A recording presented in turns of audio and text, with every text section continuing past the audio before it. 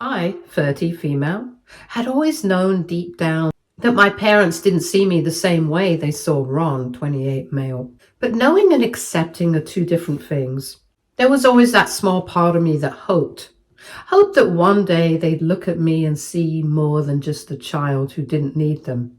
The one who had grown up too fast, the one they could set aside because I would manage on my own. That small hope was crushed the day they told me about the will. It wasn't a dramatic conversation, not some shouting match or tearful betrayal. It was casual, almost indifferent.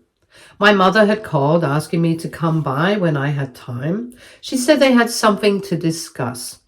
When I arrived, they were both in the living room, my father flipping through a newspaper and my mother pouring coffee.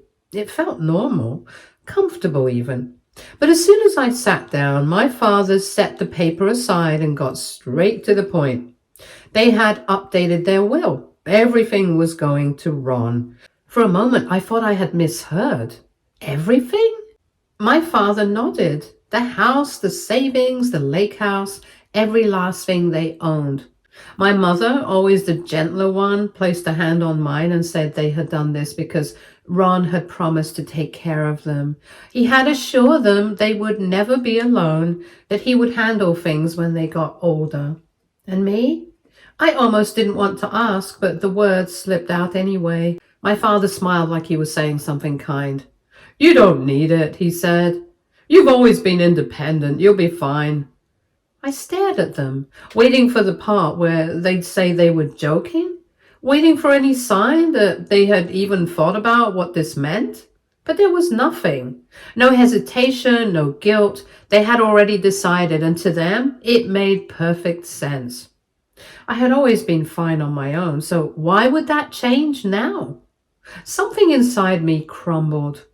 It wasn't the money, it wasn't the house. It was a realization that I had never been part of their plans. I was someone they assumed would just continue like I always had, without needing a second thought. I didn't argue. I sat there for a moment longer, memorizing the way they looked at me, so sure, so certain that this was the right decision. Then I stood up. My mother called my name, but I ignored her. I walked out, got into my car, and drove away. I never asked them to reconsider. I never tried to explain why this hurt. Because what was the point? They had made their choice, and now I would make mine. I don't know how long I sat in my car outside their house. Maybe minutes, maybe an hour. The engine was off, and my hands gripping the wheel so tightly that my knuckles ached. The weight of it all pressed down on me, the confirmation of something I had spent my whole life trying not to believe. They had never planned for me to be part of their future. I was a guest in their lives, someone they loved in theory but never truly considered. I had been useful and reliable, the daughter who could stand on her own 2 feet. Ron had always needed them more, so they had clung to that. It was easier to center their world around him than to acknowledge that I had been there, too, waiting. The worst part was that I had spent years convincing myself that I didn't care, that it didn't matter, that I didn't need them to love me the way they loved Ron. But sitting there in my car, swallowing around the lump in my throat, I had to face the truth. I had always wanted to believe that. If I worked hard enough, if I proved myself enough, they would see me, that they would choose me just once. Now I finally knew the answer. I started the car and drove away. Sorry, I'm feeling a little off. I'll update later. Update 1. After that day, I stopped trying. Not in some grand dramatic way. No tearful confrontations, no declarations that I was done with them. I simply let go. I stopped calling first, stopped making excuses for why they never reached out, stopped pretending I didn't notice how easily they could forget me when I wasn't standing right in front of them. And for a while, I think they didn't even notice the distance. They still sent holiday invitations, group messages that went out to the entire family. My mother still texted occasionally, always something brief and impersonal. Hope you're doing well. Are you keeping busy? She never asked how I felt. My father never called at all. It was fine, or at least I told myself it was. I had a life, a good life. I had built everything on my own without their help. I had a career I was proud of and friends who actually cared. I had made a home for myself, something that was mine and only mine.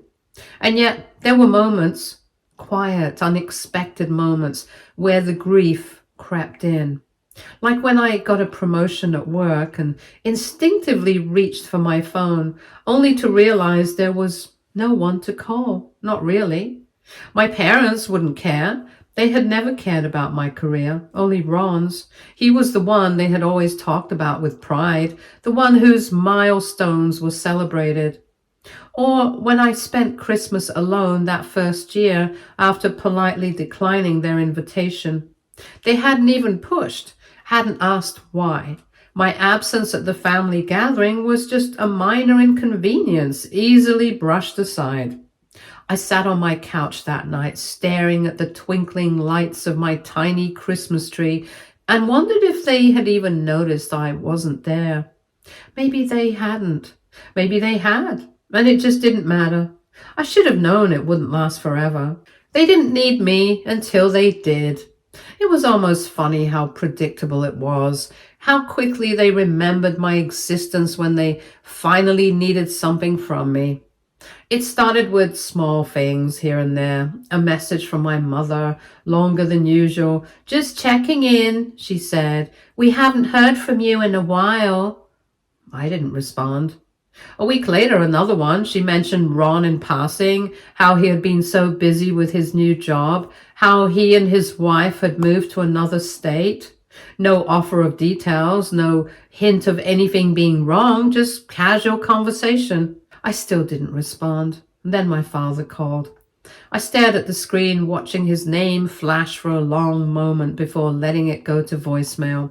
The next day, my mother tried again. She left a message. "We'd really like to see you," she said. There was something off about her voice, something almost uncertain.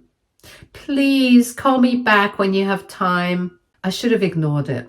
I wanted to ignore it, but that stupid part of me, the one that still longed for something I would never get, hesitated.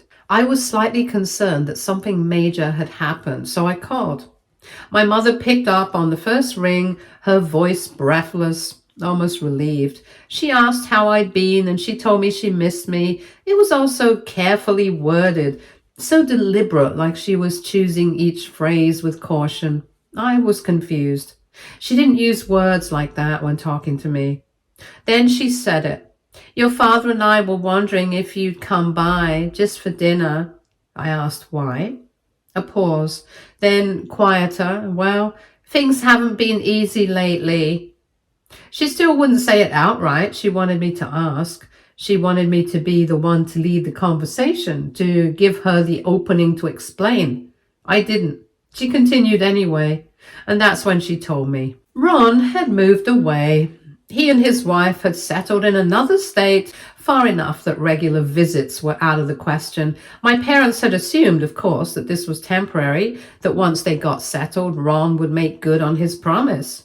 Except he hadn't. He barely called, and when he did, he was distant, rushed. He was busy. He had a life now, responsibilities. They had paid for his college and his wedding and helped them buy their first home. They had given him everything, and now he had nothing left to take. My parents had spent years banking on the idea that Ron would be their safety net, that he would take care of them when they got older. They had rewritten their will for him and put all their faith in him. And now they were realizing their mistake. I listened, silent, as my mother tried to spin it like it was no big deal, like they weren't completely unprepared for this, like they hadn't just admitted that they had never once considered that I might have been the one to stay. I let them talk. I let them ask.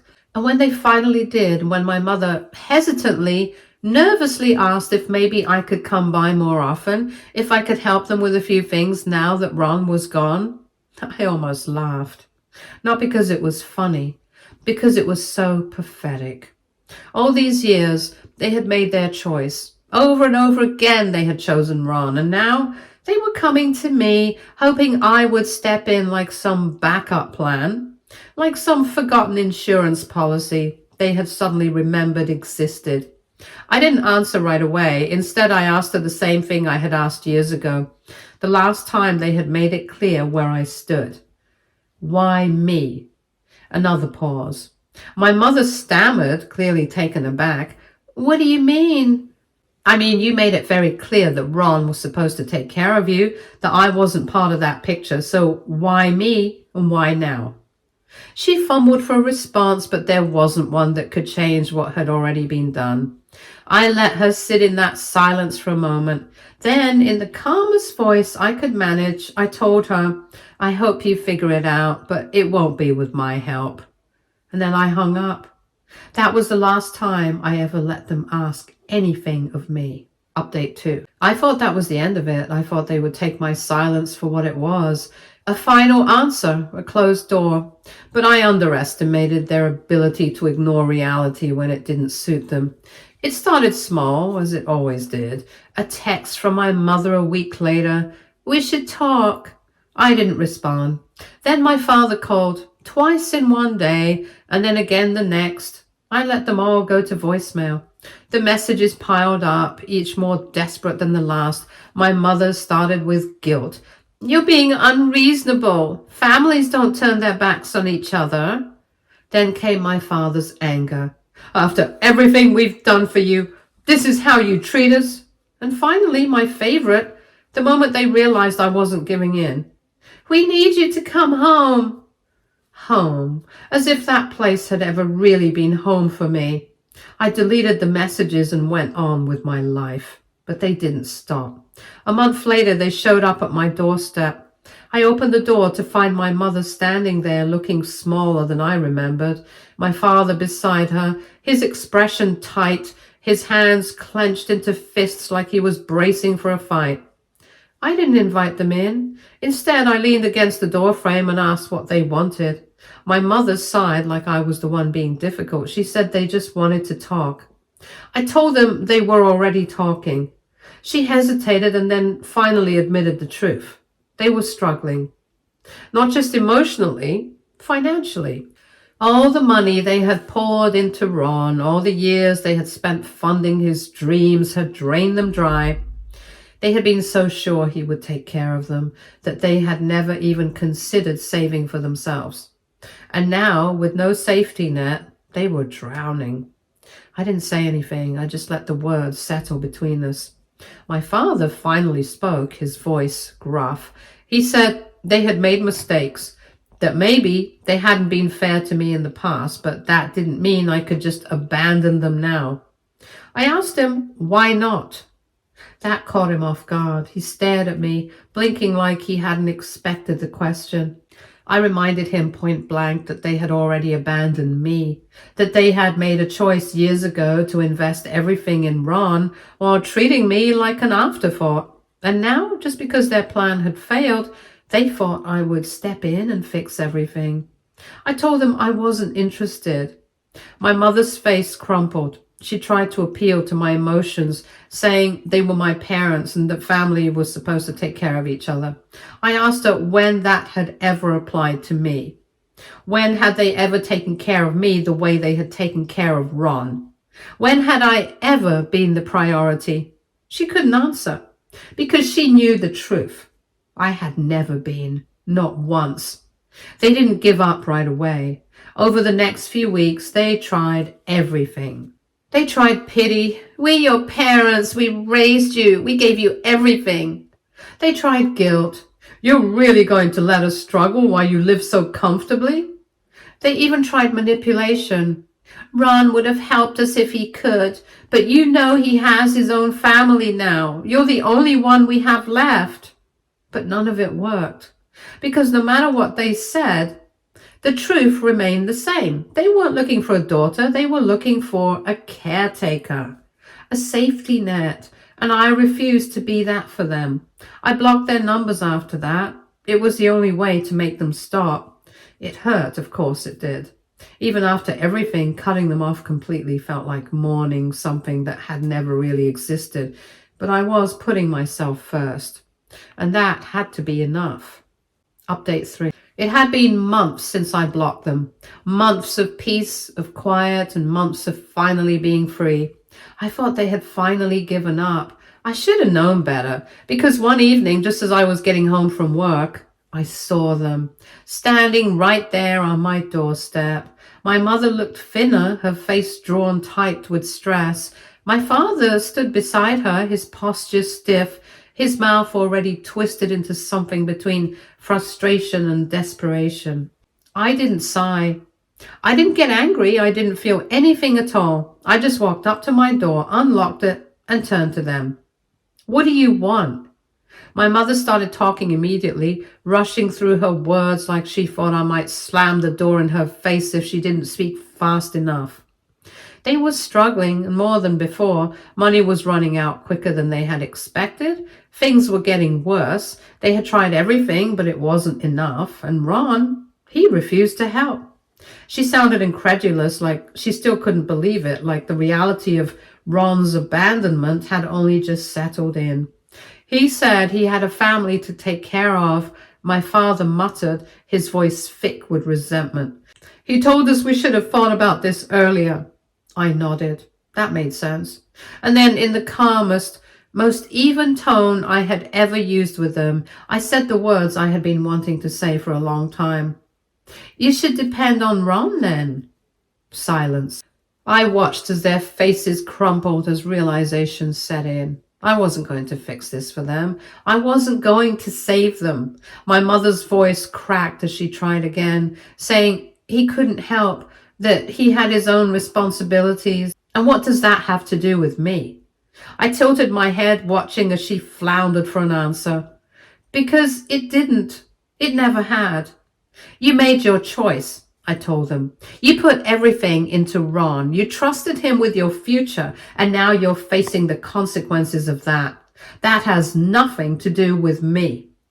My father, always the one to get angry first, bristled. He accused me of being heartless, of enjoying this. He said I was punishing them for their mistakes, that no real daughter would act like this. I raised an eyebrow. A real daughter? That was rich coming from him. I reminded him point blank that a real parent wouldn't have thrown away one child for the sake of another. A real parent wouldn't have rewritten their will, cut me out of everything, and expected me to come crawling back the moment things got tough. "That's not how this works," I told him.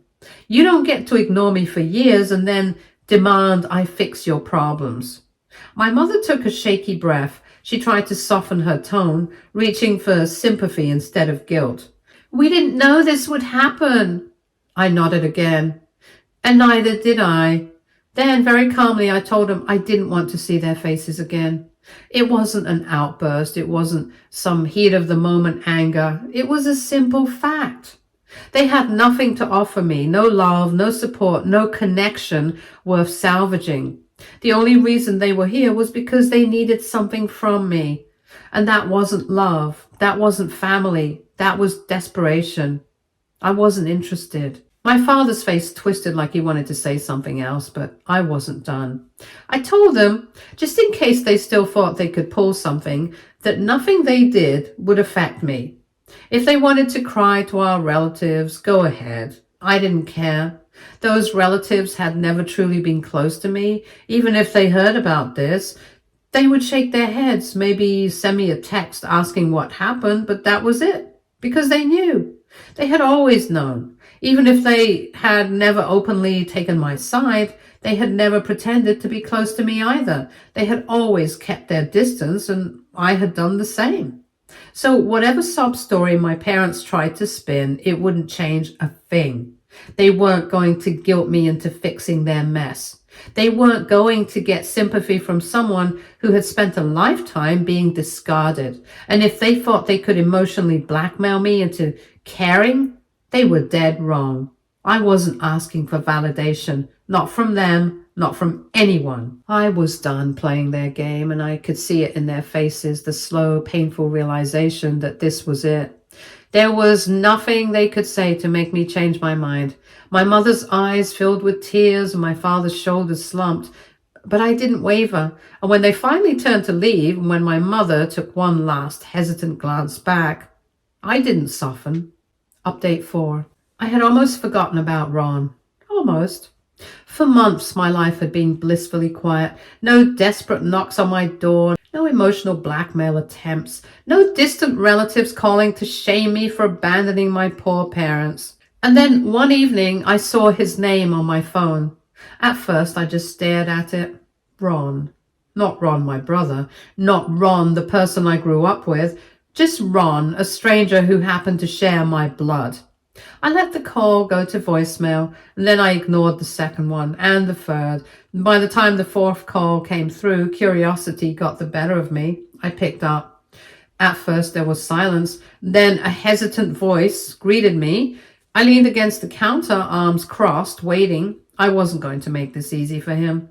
He let out a small forced laugh and said, "It had been a while." I said nothing. He tried again and asked how I was doing and how life had been. Fine. He paused, probably expecting me to return the question. I didn't. Eventually he sighed and said he wasn't going to pretend we had been close, but we were still family. Family? That was funny coming from him. But I let him continue, listening as he danced around the real reason he had called. He mentioned our parents, said he heard things had been rough for them, that they were struggling, that he felt bad about how things had turned out. I wasn't interested in his half-hearted guilt, so I cut through the nonsense. "What do you want?" Silence again. Then he finally admitted it. Our parents had gone to his in-laws for help. Apparently, they had been trying every route possible, knocking on doors they never would have considered before. Ron's wife wasn't pleased, and neither was her family. His in-laws had made it very clear that they weren't running a charity, and that Ron was a grown man with his own responsibilities. So, of course, he decided to call me. I could hear it in his tone, the careful phrasing, the way he tried to make it seem like he was just looking out for them instead of trying to pawn them off on me. "They're still our parents," he said. "They made mistakes, sure, but they raised us." Raised who exactly? Because from where I was standing, they hadn't raised me. I told him flatly that I wasn't interested.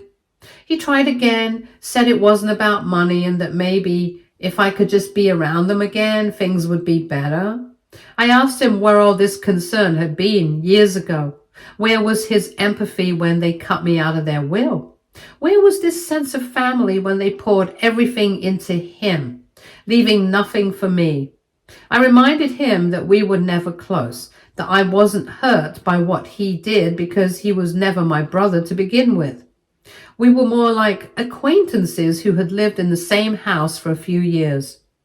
He tried to argue, but I kept going. I told him that this wasn't some family tragedy for me. It wasn't some heartbreaking estrangement and I was losing sleep over. This is just cause and effect. They made their choices and now they were living with them. Ron went quiet. I knew he wanted to push back and to argue, to insist that things weren't that simple, but he didn't because deep down he knew it was. Finally, he let out a heavy breath, said he got it, that he wasn't expecting much from me anyway. I told him good, because he wasn't getting anything from me. He muttered something about how cold I was now, how I used to be different. I almost laughed again. I hadn't changed. I had just finally stopped pretending. I told him that too, and then I hung up. I didn't block him. I didn't need to, because I knew he wouldn't call again. Update 5. The first thing I did after hanging up on Ron was sit in silence. I let the moment settle and let the weight of that conversation fade into nothing, and then I moved on, because unlike them, I had a future to focus on, and that future wasn't going to be here. A few weeks ago, I was offered a business opportunity in another state. It was a huge step forward, one that could set me up for life. At first, I hesitated, not because of them, but because it was a major change. Selling my house, uprooting my life, and starting over in a new place. But the more I thought about it, the more it felt right. This place held too many memories, none of them good. I had bought this house for myself years ago, thinking it would be my sanctuary, my space, but now it just feels like a weight. A reminder of people who had never deserved a place in my life to begin with. So I made my decision. I was leaving. I met with my real estate agent the next day. She walked through the house with me, complimenting its condition, talking about the high market value. I barely paid attention. I had already detached from this place. It wasn't my home anymore. It was just a house. By the time we sat down to discuss the listing price, I was already thinking ahead. New city, new job, new life. I didn't care what happened here. I just wanted it done. The paperwork was handled within days. Then came the actual packing. I didn't take much with me, just what I needed. Everything else, sold, donated, given away. I didn't want reminders. I wanted clean, a fresh start. Every item I put in a box felt like shedding another layer of the past. I left behind the furniture I had bought with the idea of hosting family because I no longer saw the need. The framed pictures of places I had visited alone were packed, while anything that held even a vague connection to my parents was discarded. I had spent years trying to hold on to things, believing that possessions could make up for the lack of love I had received. Now I understood they were just things, and things could be replaced. The only thing left was breaking the news to the few people who mattered. I told my close friends first. They were supportive, excited even. They knew this was what I needed. Then I debated telling my extended family, not because I owe them anything, but because I wanted them to know once and for all that I was done. So I sent out a message. It was short and to the point. I let them know I was moving out of state, that I had sold my house, that I wouldn't be around anymore. The responses were predictable, a mix of "where are you going" and "why so suddenly?" Some sent polite well wishes, others not so much. There were a few guilt-tripping messages, mostly from older relatives, about how families should stick together and how I was being rash. I ignored them. They had never fought for me before. Why should I care what they thought now? I didn't owe them more than that, and then somehow my parents found out. I wasn't sure how. Maybe Ron told them, and maybe one of the relatives passed it along. It didn't matter because soon enough there was another knock on my door, another pathetic attempt to change my mind. I didn't even open it. I just stood by the window watching as they lingered, knocking, waiting, hoping, and then finally they left. Just like I would be, for good. When the moving truck finally arrived, I didn't feel nervous or sad. I just felt light. I wasn't carrying the weight of other people's expectations. I wasn't looking over my shoulder waiting for approval that would never come. I was free, and that was worth more than anything they could have ever left me in a will. Update 6. I had barely settled into my new place when I got the message. It was from Ron, and for a second I debated ignoring it. Ron's wife was pregnant, and our parents had shown up at his doorstep with their bags packed. They were selling their house. They had no backup plan, no savings. They had expected Ron to take them in. After all, he was their golden child, the one they had handed everything to, the one they had rewritten their will for, the one who had promised to take care of them. But Ron wasn't the obedient son they had imagined anymore. He had a wife, a baby on the way, responsibilities of his own, and suddenly the weight of their expectations didn't seem so easy to carry. He didn't ask me for help, not directly, but his message was full of frustration, a thinly veiled attempt at sympathy. They were putting pressure on him, he said. He was overwhelmed. He didn't know what to do. I almost laughed. Almost. Because it wasn't my problem. It never had been, so I sent him a simple reply. You wanted to be their only child. Now you are. Then I blocked his number. And just like that, I was finally free. Stay tuned for more stories from our girl relationships.